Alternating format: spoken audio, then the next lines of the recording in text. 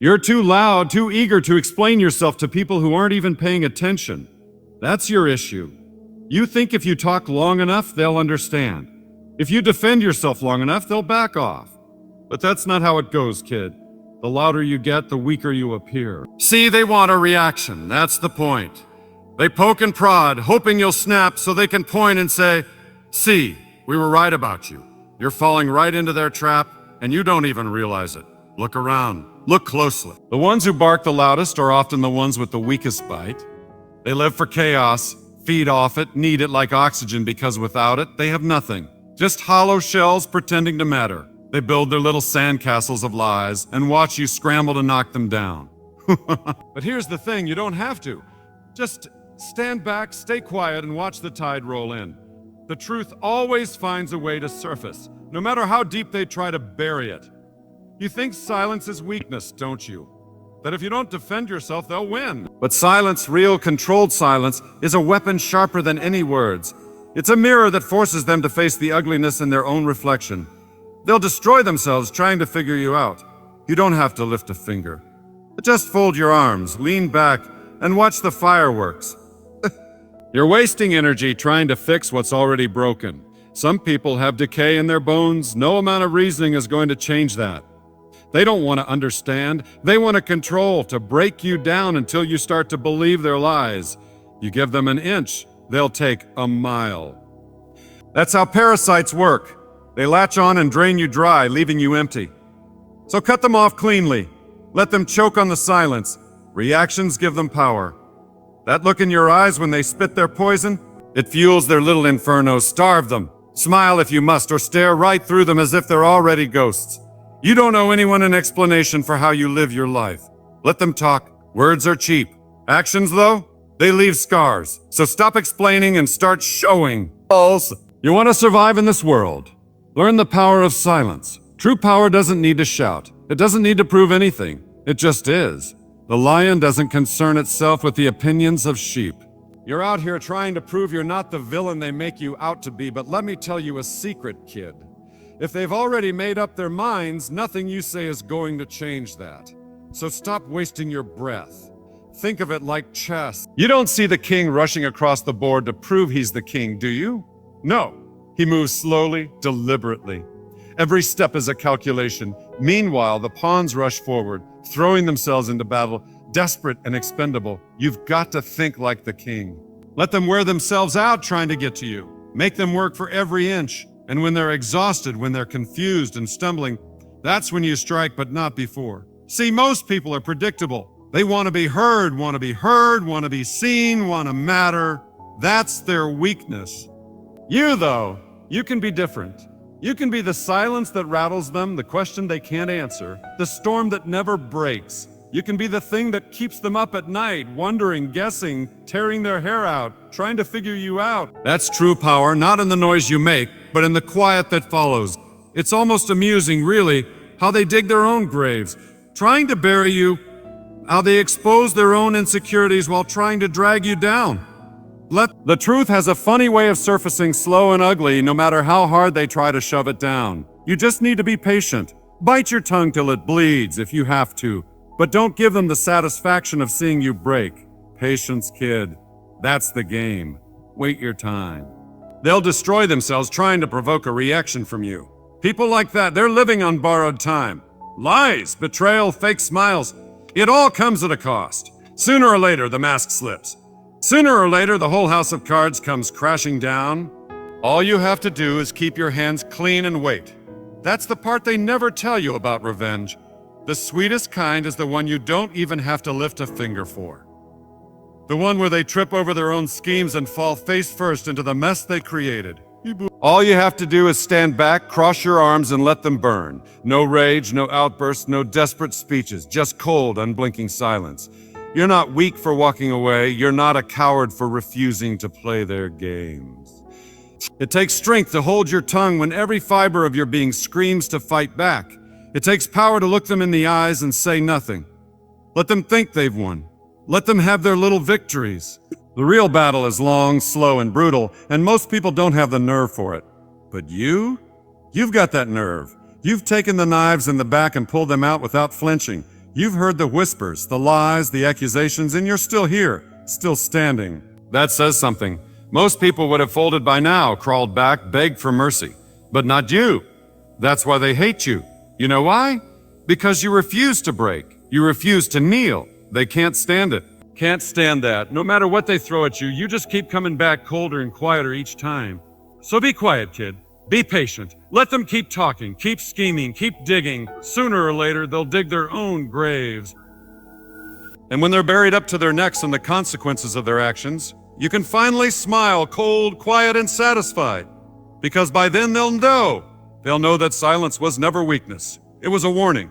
That's the thing about silence. They never see it coming. They're so used to noise, to chaos, to people screaming back when they get pushed. But when you don't flinch, when you just stare them down with that cold, unblinking gaze, it gets under their skin. It makes their fingers twitch, makes them stumble over their own words. Because they expect you to fight, to scream, to justify yourself. When you don't, it forces them to fill the silence with their own guilt, their own fears, their own pathetic insecurities. That's when they start to unravel, piece by piece. They try to convince themselves they're still in control. But the truth is, the moment you stop playing their game, they lost all control. And deep down, they know it. That's why they keep pushing. They need to hear you break. They need to hear you snap and prove them right. But you won't, will you? No. You'll keep that stone-cold silence, that unnerving calm that leaves them staring at the ceiling at 3 a.m., wondering what's going on behind those eyes of yours. Because the loudest screams are the ones never heard, and the most dangerous people are the ones who've mastered the art of saying nothing at all. See, they're betting on your need to be understood, to clear your name, to set the record straight. That's the bait they dangle in front of you, shiny and tempting, hoping you'll bite. They want you to stand there, red-faced and desperate, spilling your soul to ears that stopped listening a long time ago. But you're smarter than that, aren't you? You know that explanations are traps, little snares disguised as olive branches. The more you explain, the guiltier you sound. The more you defend yourself, the more it looks like you have something to hide. So you stay quiet, you let them talk. Let them spin their little webs of lies and half-truths. Because while they're busy running their mouths, you're watching, waiting, memorizing every slip, every crack, every inconsistency. That's the difference between you and them. They talk to fill the silence, but you thrive in it. They burn themselves out trying to be heard, and you're just there. Patient, cold, letting them dig deeper graves with every word. Most people can't handle silence. It makes them squirm, makes them uncomfortable. It forces them to think. And most people would rather tear themselves apart than spend 5 minutes alone with their thoughts. But not you. No. You've been alone with your thoughts long enough to know that silence isn't the enemy. It's a weapon. It's the scalpel that cuts through lies, the mirror that shows people the monsters they really are. You've seen it, haven't you? How they start fidgeting, how their voices get higher, more desperate when you just stare back without saying a word. It's almost funny watching them unravel while you stand there. Arms crossed, eyes cold, saying nothing. That's real power, kid. Not in how loud you can scream, but in how quiet you can stay when the world's trying to provoke you. You think revenge is about getting even, making them feel the hurt they caused you. But real revenge, the kind that sticks, the kind that haunts them long after the dust settles, comes from silence, from walking away without a second glance. Without giving them the satisfaction of seeing you bleed. Because nothing infuriates them more than realizing they never mattered enough to break you. That all their schemes, their whispers, and knives in the dark didn't even deserve a response.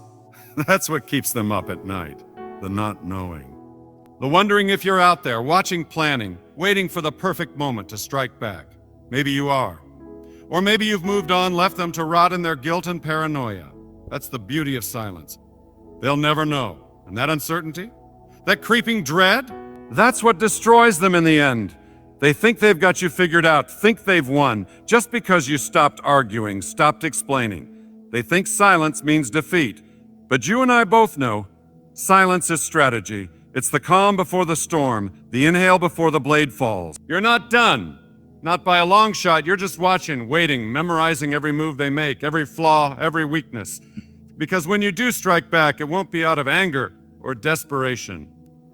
It'll be cold, calculated, surgical, no wasted words, no messy emotions, Just quiet, brutal efficiency. They'll never understand, never truly see beyond the silence you leave behind. You're already miles ahead, eyes forward, letting the quiet stretch between you like a shadow. They mistake your silence for emptiness, for submission, for nothing at all. But they couldn't be more wrong. You have plenty to say, words sharp enough to wound, memories potent enough to tear them apart. Yet you keep it locked behind unyielding lips, not out of weakness, but out of mercy. Because deep down, you know the truth. If you ever truly spoke, if you ever let them glimpse the darkness you've been holding back, it would shatter them. And maybe, just maybe, you're tired of breaking things. Maybe silence is the only mercy you have left to give. Or perhaps you're just waiting for the right moment to let it all burn.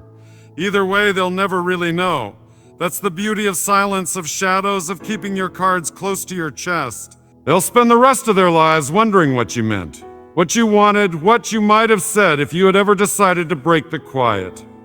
And when their own guilt, their own lies, their own self-deceptions become too loud to ignore, when they come crawling back, eyes hollow, hands trembling, desperate for an answer, you'll just offer a cold, distant smile, the kind that never reaches your eyes, and then without a word, you'll walk away, because by then they'll already understand. Silence was never surrender. It was never defeat. It was a warning. And now it's far too late to heed it. That's the thing, isn't it? By the time they grasp what your silence truly meant, they're already drowning in the wreckage they created, flailing, suffocating on their own regrets, haunted by the echoes of conversations they never had.